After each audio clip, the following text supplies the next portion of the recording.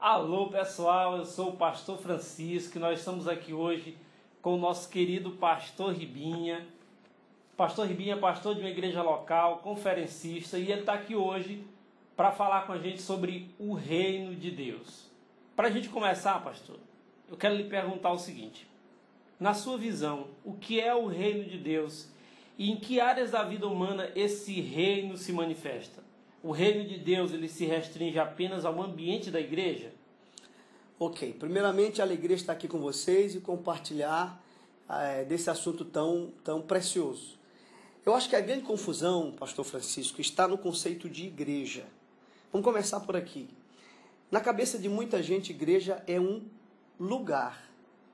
Mas quando nós lemos as Escrituras, nós percebemos que igreja não é definida nas Escrituras como um lugar, mas como um povo.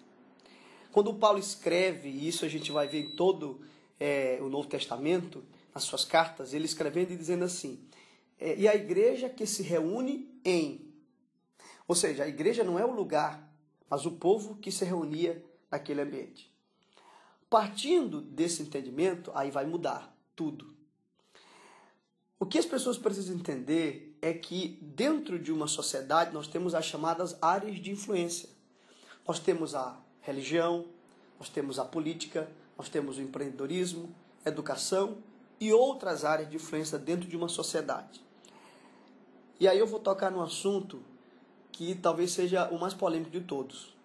Muitas pessoas pensam assim, olha, eu creio que o conceito correto seria política, religião à parte. E eu até concordo com isso, e concordo plenamente com isso. O que eu não concordo é política, reino de Deus à parte. Porque o reino, ele não está apenas dentro do âmbito religioso. O reino cobre todas as áreas de uma sociedade. Da política à religião. E tudo que tiver no meio disso, educação, empreendedorismo, esporte, artes, comunicação, a gente precisa implantar a visão e o entendimento de reino. Então, se igreja não é um lugar, ou seja, não é um ambiente religioso, mas um povo que está inserido em todos esses tecidos de uma sociedade. Aí você vai ver que agora muda tudo, não é verdade? Sim. Quando a gente começa a perceber que igreja é um povo. E a igreja, nós temos visto nesses últimos anos, a igreja acredita que nós temos visto muitas igrejas, elas estão envolvidas apenas com o ambiente religioso, vamos dizer assim. Muitas igrejas estão envolvidas apenas com o espiritual, com o sagrado. E qual o problema, qual o impacto que isso traz nessa visão do reino de Deus? Uma igreja que se envolve apenas com o sagrado e considera profano tudo aquilo que faz parte da vida humana. Esse é outro problema, porque a grande verdade é que as pessoas não veem o sagrado e o profano. Elas dividem isso em três: sagrado, secular e profano. Mas quando estudamos minuciosamente as Escrituras, a gente percebe que não há esse dualismo secular e sagrado. Existe sim, sagrado e profano. Tudo na vida de um homem de Deus tem que ser sagrado. Quer comais, ou bebais, ou façais qualquer outra coisa, façais para a glória de Deus. E aí é comum a gente escutar pessoas falando, mas Deus está preocupado com a alma do homem. Deus quer salvar a alma das pessoas. Eu penso que Deus está preocupado com o homem, e não apenas com a alma do homem, mas com o homem por inteiro. O homem é um espírito, ele possui uma alma, e ele habita um corpo. A gente vê Jesus nas Escrituras salvando, curando e alimentando. Então ele estava preocupado com o ser humano. A preocupação de Jesus e das Escrituras é com o homem. Com o homem todo, vamos dizer assim. Eu creio naquele extrato que ficou do Pacto de Lausanne, o evangelho todo, para o homem todo, para todos os homens. Muito interessante. Então, pastor, eu sou um jogador de futebol. Eu posso viver o reino de Deus sendo um jogador de futebol? Claro, claro. E aí você tocou num ponto importantíssimo, porque quantas vezes como pastor eu vi essa preocupação das ovelhas que eu tinha. E eu fui jogador, né? Militei no esporte durante 5 anos da minha vida como pastor. Importante frisar isso. Um bom jogador. Talvez não tão bom assim, mas eu fui jogador de futebol, pastor, e é incrível. Eu tive experiências como jogador. Eu consegui ganhar pessoas para o reino de Deus como jogador que não se aproximariam do pastor. Só que o pastor e o jogador, essencialmente, é a mesma pessoa, é um discípulo de Jesus. Mas a gente vai voltar, pastor Francisco, àquele conceito de igreja como um povo. Quando eu entendo que igreja é um povo, então eu não sirvo a igreja, eu não sirvo a igreja e o reino só quando eu estou dentro do âmbito religioso. Dentro do templo. Do templo, ok. Eu sou a igreja, e eu sou a igreja servindo ao reino de Deus em qualquer ambiente da esfera de uma sociedade. Pastor, um professor, dentro da sua visão, o professor, o político, o advogado, o bombeiro, o policial militar, quando ele vive o reino de Deus, quando ele se prostra num templo e adora a Deus, ou ele pode viver tudo isso fora do templo? Olha, que fique bem claro, eu não sou contra o templo, seria uma hipocrisia gigante de minha parte, até porque nós temos aqui na nossa cidade 7 locais de culto, 5 funcionando nos domingos. Então nós temos templos aqui. Agora, como é que eu vejo tudo isso? O templo é para a igreja o que o prédio é para uma escola. As pessoas olham para um prédio e dizem, olha uma escola. Não, ali não é uma escola, é um prédio. A escola é muito mais a relação professor e aluno. Agora, aquele é um ambiente onde o ensino é partilhado e o conteúdo aprendido é aplicado do lado de fora. Muito interessante.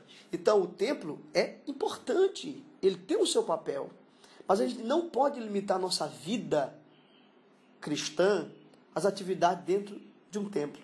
E aí é o que eu estou fazendo há quase 20 anos, pastor Francisco, percorrendo o Brasil, algumas vezes fora do Brasil, mas a maior parte do meu tempo percorrendo o Maranhão e declarando essa mensagem, que nós precisamos ser igreja do lado de fora. E aí você me faz lembrar agora da parábola do bom samaritano. Naquela parábola há uma crítica que Jesus está fazendo, porque a Bíblia diz que o sacerdote e o levita desciam de Jerusalém para Jericó. Por que eles desciam? Porque naquela época só havia um lugar de culto, que era Jerusalém. E dizer que eles desciam é dizer que eles estavam saindo de um templo. E eles tinham acabado de cultuar a Deus naquele templo. Mas do lado de fora, pastor Francisco, eles olham um homem ferido e eles passam indiferente. Qual é a crítica? A crítica é a um sistema religioso que produz pessoas que adoram a Deus no templo, mas que não manifestam do lado de fora. E aí eu digo que a gente não pode avaliar uma igreja pelo número dos que entram, mas pela qualidade dos que saem. E esse tem sido meu esforço, meu amigo. Muitas pessoas aí que estão nos vendo, possivelmente já nos viram em suas igrejas locais, declarando essa verdade, né? E eu tenho me exposto à verdade que eu acredito que é essa igreja nos ambientes de uma sociedade. Aí você falou de um tema que eu queria... Você tem se exposto. Para você, qual a diferença entre um discurso e uma mensagem? Ok. Porque nós temos visto muitas pessoas que têm um excelente discurso. Mas qual é a diferença entre o discurso e a mensagem? Maravilha. Primeiro que o evangelho é uma mensagem, não um discurso. Discurso é quando a minha vida não está comprometida com aquilo que eu estou declarando. Não há nenhum risco, a minha vida não está exposta àquela verdade. A mensagem em contrapartida é quando a minha vida está exposta e comprometida com aquilo que eu estou declarando. Lá no Vale de Ossos Secos, Ezequiel profetizou, ele liberou a mensagem, mas ele foi exposto àquele ambiente. Ele foi àquele ambiente para que, então, o ambiente pudesse ser alterado. A igreja, ela precisa crer. Nós, como igreja, precisamos crer no que nós estamos declarando. E quando a gente não crê, pastor Francisco, aí o que a gente declara é um discurso. Eu, já há muitos anos, venho estudando Ezequiel 37, eu tenho uma maneira de enxergar esse texto. Ezequiel, ele é uma figura tipológica da igreja. E o vale é uma figura tipológica da cidade. Por que Deus põe uma igreja em uma cidade? Pela mesma razão que ele colocou Ezequiel no vale, com o objetivo de transformar aquele ambiente. Mas é importante observar a primeira coisa que Deus vai fazer naquele vale. Não é tocar com o vale, pastor Francisco. A primeira coisa que Deus vai fazer no vale é perguntar ao profeta. E ele faz uma pergunta: poderão acaso reviver estes ossos? Por que ele pergunta? Sendo que Deus tem todas as respostas. Ele pergunta porque ele queria convencer o profeta de uma realidade que não era realidade dentro dele ainda, e por isso não era fora. Ou seja, ele estava dizendo o seguinte: profeta, você só estará autorizado a declarar algo para esse vale depois que você crer. E aí, a palavra dita não é um discurso, é uma mensagem. Pastor, nós temos visto no meio da igreja vários movimentos. Nós temos movimentos de adoração, nós temos movimentos de missões, nós temos movimentos na área da educação. Agora, por que os movimentos da igreja na política são tão pequenos? Por que esse preconceito com essa área que é tão importante na sociedade? Olha só, eu creio que a gente está num momento muito importante da nação brasileira. Muito importante. E do Maranhão aqui também. Onde a igreja está se posicionando. Nós entregamos algumas coisas para o inimigo.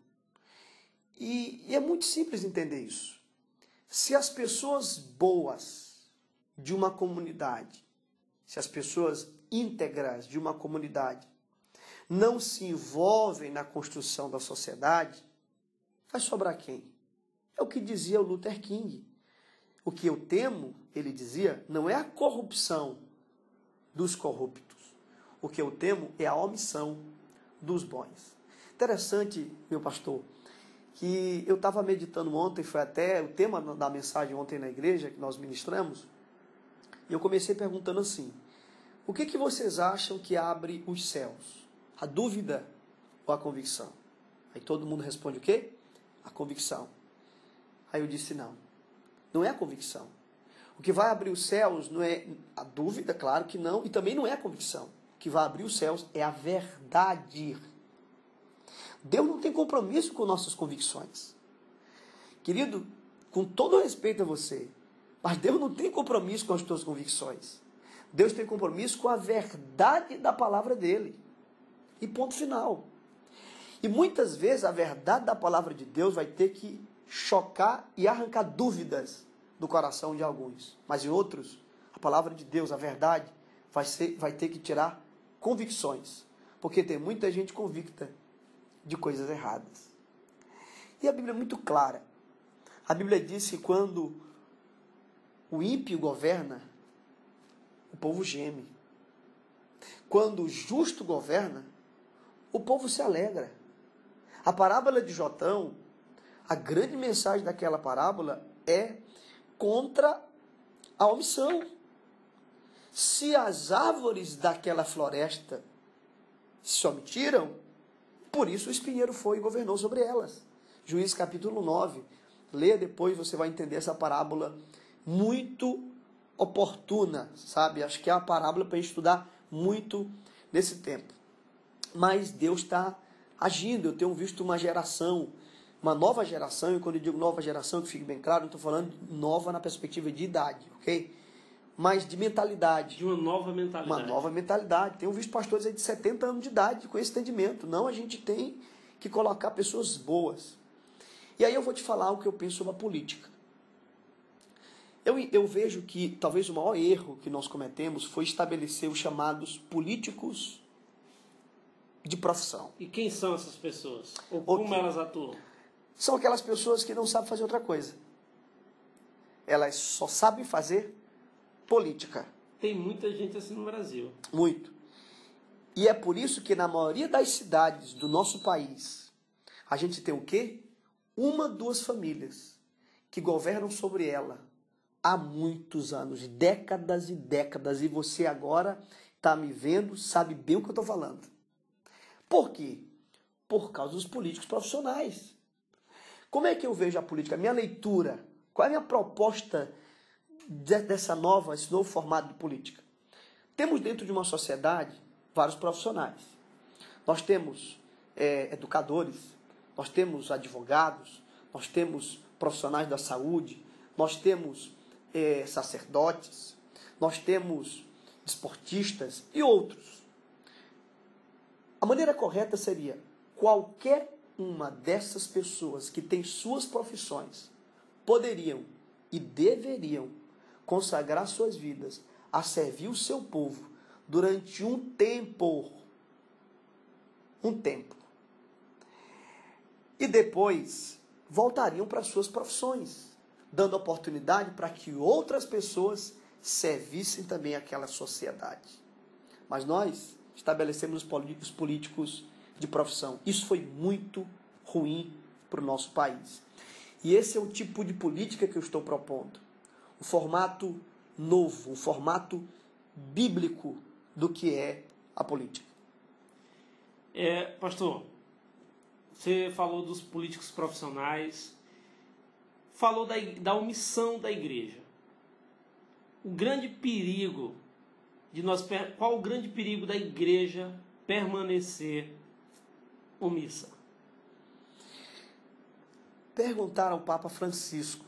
Esse vídeo correu o mundo, possivelmente as pessoas também assistiram esse vídeo. Perguntaram a ele: Papa Francisco, o cristão pode participar da política?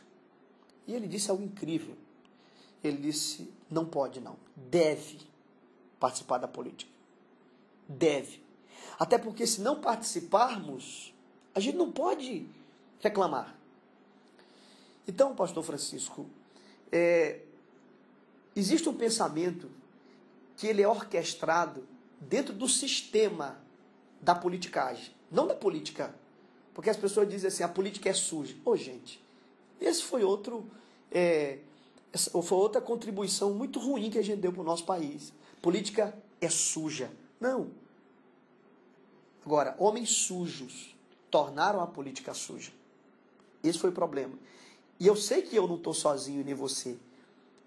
Meu Deus, milhares de pessoas, nesse exato momento nos assistindo, acreditam do jeito que a gente acredita. E é por isso que a gente está aqui. A gente quer fazer política, não é para quem está satisfeito. Se você que está assistindo está satisfeito com o tipo de política que tem na sua cidade, na sua região, sabe?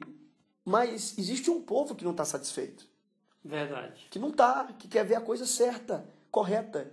E eu entendo que a sociedade deveria...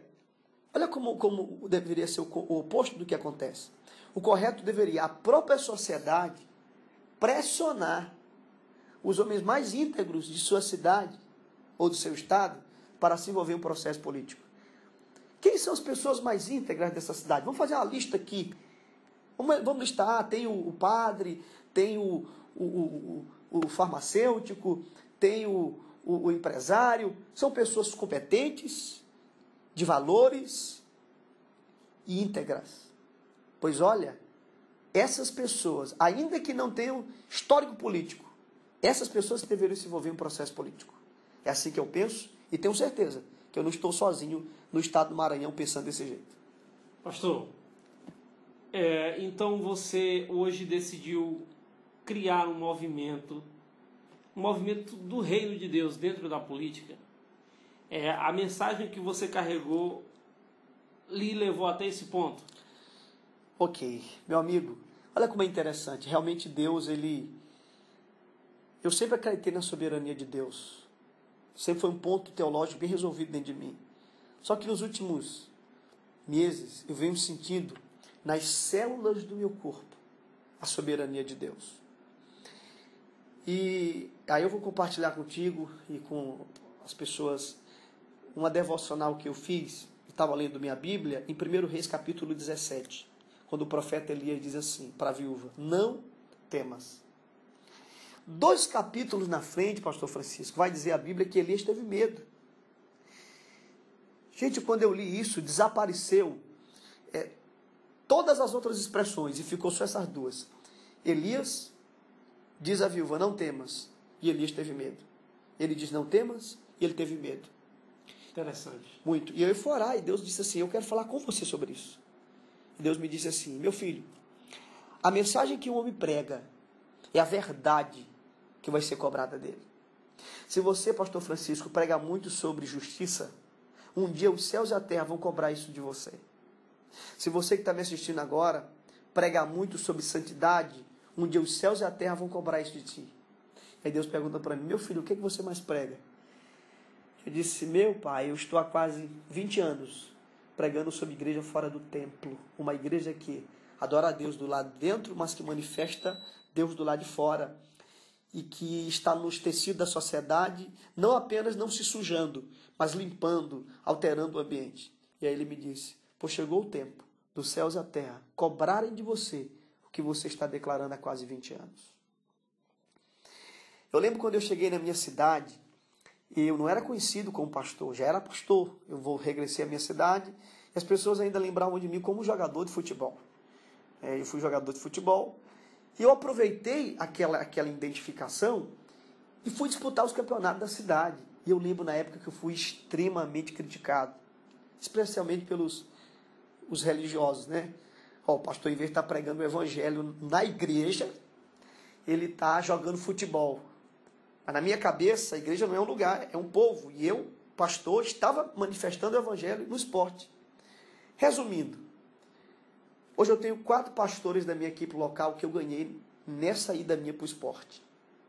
Depois fui para o mundo empreendedor, fui criticado. Eu tenho 2 pastores da minha equipe que eu ganhei nessa leva. Mas quando eu falo de política, pastor Francisco, as pessoas dizem: oh, pastor, mas política não, política é suja, não dá. Então, Deus está me chamando para eu ter essa experiência, para eu agregar autoridade à minha mensagem. Eu tenho 35 anos de idade, então eu quero agregar autoridade para declarar que um cristão, pastor, um sacerdote, um padre, um cristão, ele pode ser um homem de Deus, fazer a diferença em qualquer ambiente. Interessante é que ninguém questiona um pastor e um padre professor. Já observou isso? Sim. Ninguém questiona. Não, você tem que escolher. Você é padre e pastor, ou você é professor. Ninguém questiona. Ninguém questiona um pastor advogado. Ninguém questiona um pastor policial militar. Mas todo mundo questiona um pastor político. Por quê? Na verdade, o sistema, e aí entra um ponto que eu ia falar agora há pouco, existe um conceito que foi orquestrado dentro do sistema da politicagem, que é: política é suja. Não vá para a política, você quer de bem, porque você vai se sujar. Gente, quem orquestrou esse pensamento foram as pessoas que trouxeram o nosso país, nosso estado até onde ele está hoje. Interessante que eles fizeram isso para se proteger, né? Se proteger porque são as pessoas criar boas. Um projeto de poder, Claro. Se estabelecer no poder. E eu digo, funcionou. Porque hoje muitas pessoas acreditam assim. E nós temos visto Então, pastor, você acredita que você está se levantando como uma voz? Claro, quando eu leio a minha Bíblia, eu não entendo que Deus tinha um projeto para Moisés. Não. Deus tinha um projeto para Israel. Realmente. E Moisés era apenas um duto, um canalzinho. Depois foi Josué, e depois foi Davi, e depois foi outros e outros. Eu creio na responsabilidade, né, que está sobre a nossa vida nesse momento. Paradigmas estão sendo quebrados, e eu já tenho visto isso. Eu já tenho visto convicções sendo destruídas pela verdade das Escrituras. Homens bons, homens extraordinários, mas que tinham esse conceito. Mas são homens humildes, porque tem que ter humildade. Muita humildade, mas eu tenho visto muita gente humilde. E também deixando claro que muitas pessoas se preocupam. Mas, meu Deus, um homem bom vai para a política pode sujar ele, pode matá-lo, pode desviá-lo dos caminhos do Senhor. Essa preocupação é salutar. Mas pensa comigo, é um pouco covarde de nossa parte. Porque se a gente não vai, porque o ambiente é perigoso, e a Bíblia diz que a gente é luz. E tem sentido a luz na luz? Não tem nenhum sentido. A luz tem que estar nas trevas. E qual é o ambiente de trevas? Talvez o ambiente de maior treva que nós temos hoje na nossa nação seja um ambiente político. Precisamos de luzes nesse ambiente. E o interessante, pastor, é que essa omissão dos homens bons, ela tem trago muitos prejuízos. Muitos prejuízos para a sociedade no geral. Todos nós hoje estamos sofrendo pela omissão. Interessante que a Bíblia diz que aquele que sabe o que é o bem e não faz, comete pecado por isso. O que eu acho interessante, e aí vai uma crítica minha, a igreja no Brasil tem orado por avivamento, mudança e transformação. Nós temos visto movimentos de oração, Senhor, muda o Brasil, Senhor, muda o Maranhão. E quando nós pensamos como essa mudança vai ocorrer, será por um milagre divino ou será porque Deus está querendo que homens comuns abracem a causa do reino de Deus dentro de áreas importantes da sociedade que hoje estão completamente corrompidas? Então, você acha isso incoerente? Orar para que Deus faça um milagre e mude a nação, enquanto eu oro por isso, eu me escondo dentro do templo e não me envolvo com nenhuma das questões sociais. Pastor Francisco, eu até vivi uma experiência que se encaixa perfeitamente aí. Um amigo meu disse assim para mim, pastor Ribinha, ele é um pastor, ele disse, eu não me envolvo com política. E aí eu disse, tá bom, eu entendo, mas você está onde agora? Ele disse, não, eu estou aqui num grupo de intercessão e nós estamos orando. Eu disse, pelo quê? Ele disse, pelo Brasil, pastor. Para Deus levantar homem justo, porque o Brasil está precisando. Não é verdade, pastor? Eu disse, é. E nós estamos pedindo a Deus que Deus levante homens justos e íntegros em todas as áreas para mudar esse país. Veja bem, isso é coerência. Eu oro para Deus levantar, mas eu não me envolvo. É muito incoerente. É muito coerente. Inclusive, pastor Francisco, eu queria até desafiar as pessoas que estão nos assistindo a criar uma espécie de movimento.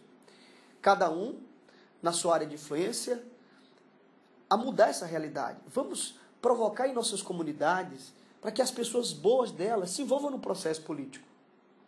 E eu creio que Deus vai fazer isso no Maranhão. Há um sopro de Deus sobre esse estado. Faça uma lista aí. Quem são as 10 pessoas mais íntegras e competentes da tua sociedade, da tua cidade? Uma grande ideia. Uma boa ideia. E provoque essas pessoas a se envolverem no processo político. Então eu quero deixar aqui esse desafio para o estado do Maranhão, para toda a cidade do nosso Maranhão. Pastor, 2018. 2018, ano de Copa do Mundo. Brasil vai ser hexa. Se Deus quiser. E é ano de política. Nós temos esse ano as eleições para deputados estaduais, federais, governadores, senadores e presidência da República. você é pré-candidato a deputado estadual. A minha pergunta é: essa decisão tem sido fácil para você? Meu amigo, não tem. Não tem mesmo. Porque a gente está quebrando muitos paradigmas. Mas eu seria incoerente, pastor Francisco, com tudo aquilo que eu preguei nesses anos todos. Então eu estou agora me expondo. E quem me acompanha há muitos anos sabe que eu não estou dizendo isso agora.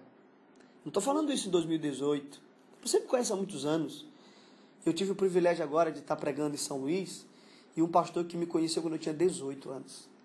E ele foi lá na frente e disse: eu conheço esse garoto quando ele tinha 18 anos. E ele está dizendo a mesma coisa. Então eu estou me lançando, sou pré-candidato a deputado estadual por uma palavra de Deus.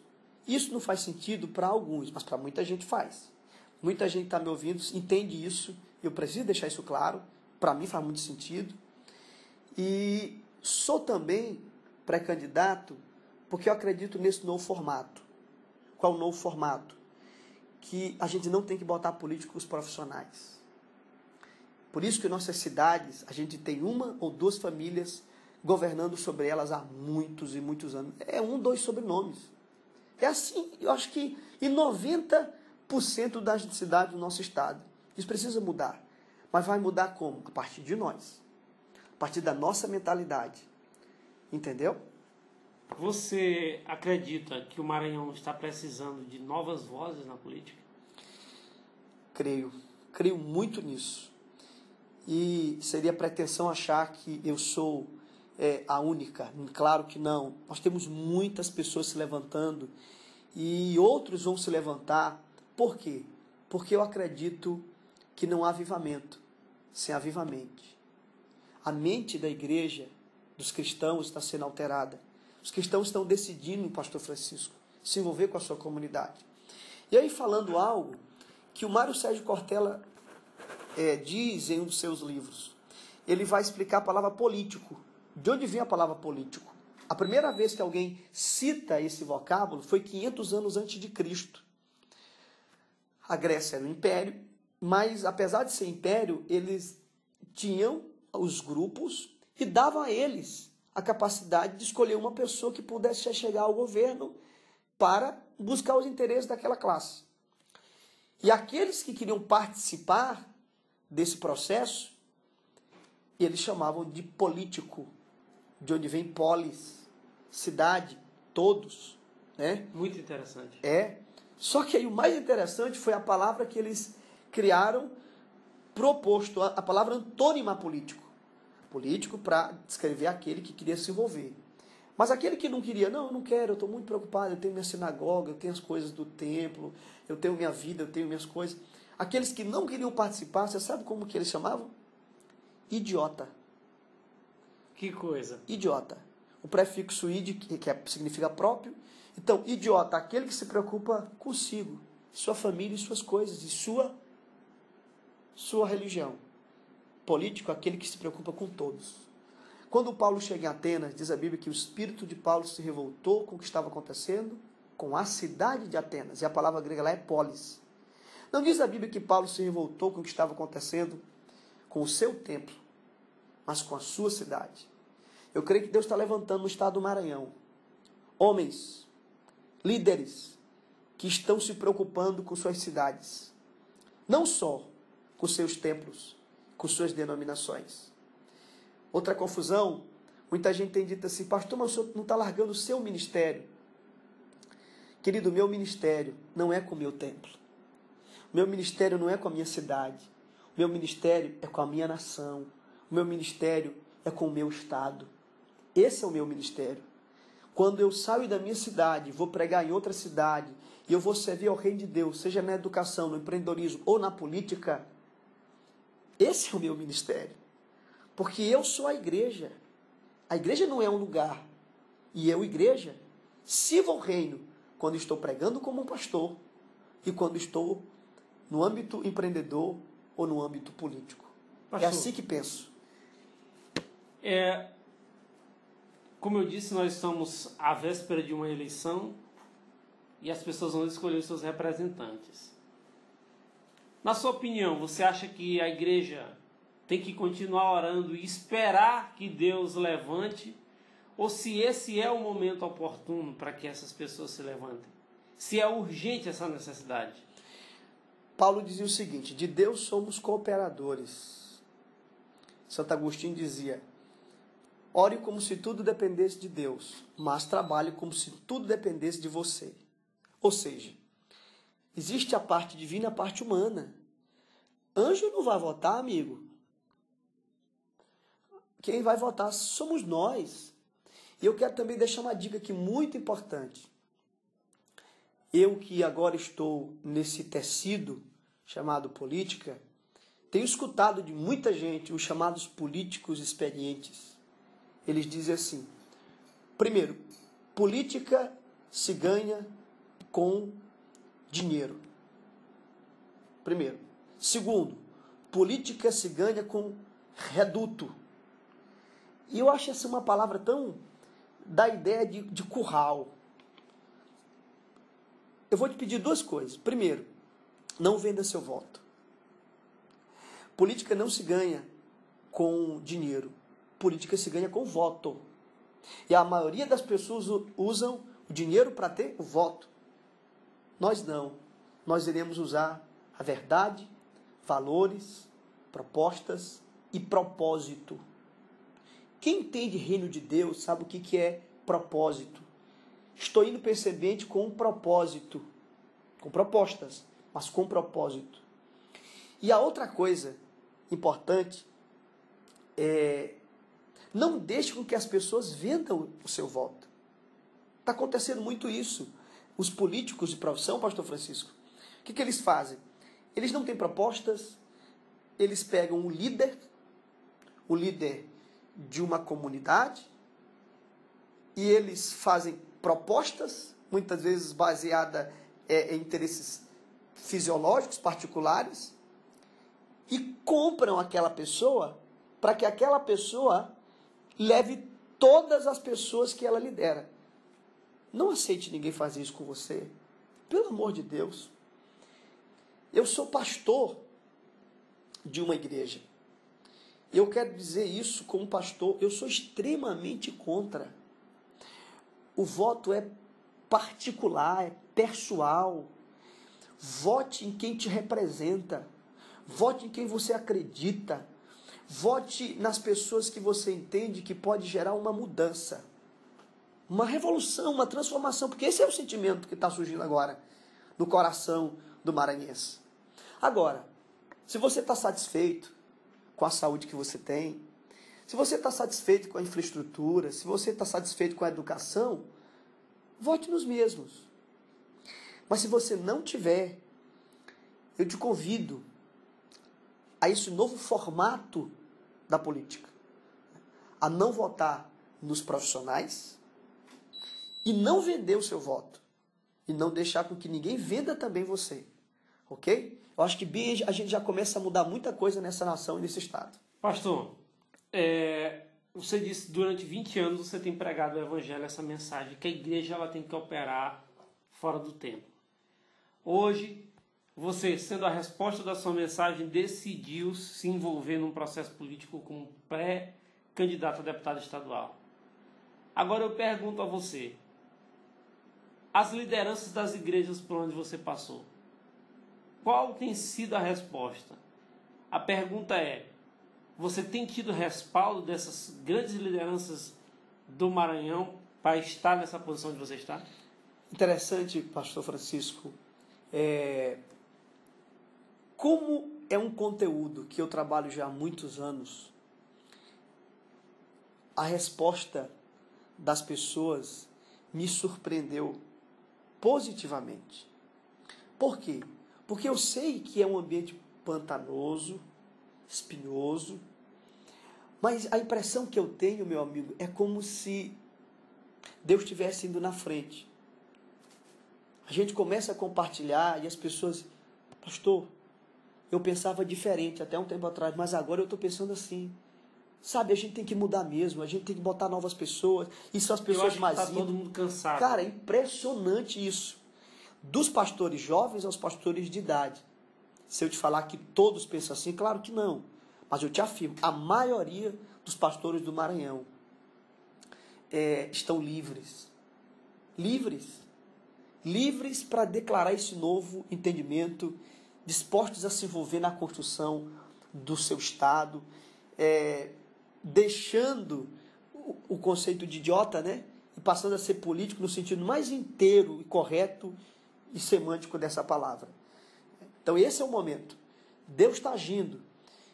E nós vamos ter uma grande revolução nesse Estado. Porque muita gente tem orado pelo nosso Maranhão. Gente, nós somos o Estado mais pobre dessa federação, com uma riqueza natural incrível, pastor Francisco. A gente precisa se revoltar com isso, como Paulo se revoltou. A gente precisa fazer algo. E fazer algo significa dizer, eis-me aqui. Eis-me aqui. Mais uma vez eu volto àquele ponto. Talvez a maior contribuição desse caminho nosso seja deixar esse entendimento. Quem tem que se envolver com a política? As melhores pessoas de uma comunidade. É o pastor? É o padre? É o pedreiro? É o advogado? É o médico? É o empresário? Qualquer um. Essas pessoas têm que servir suas comunidades, consagrando suas vidas por um tempo a elas. E depois retornam suas profissões e vão viver suas vidas. Porque eu não acredito em alguém que diz assim, eu sou deputado. Eu sou prefeito. Não. Eu acredito em alguém que diz assim, eu estou. Eu estou deputado, mas eu sou um empresário. Eu estou deputado, mas eu sou um médico. Tudo bem. Eu acho que essas pessoas sim. Estamos chegando ao fim da nossa entrevista com o nosso querido pastor Ribamar, que agora, que boa notícia, é pré-candidato a deputado estadual no Maranhão. E eu tenho certeza que Deus vai usar muito a vida desse homem Amém. Na área da política. Que essa mensagem possa abençoar e edificar a sua vida, a sua cidade, a sua igreja. Que Deus te abençoe em nome de Jesus.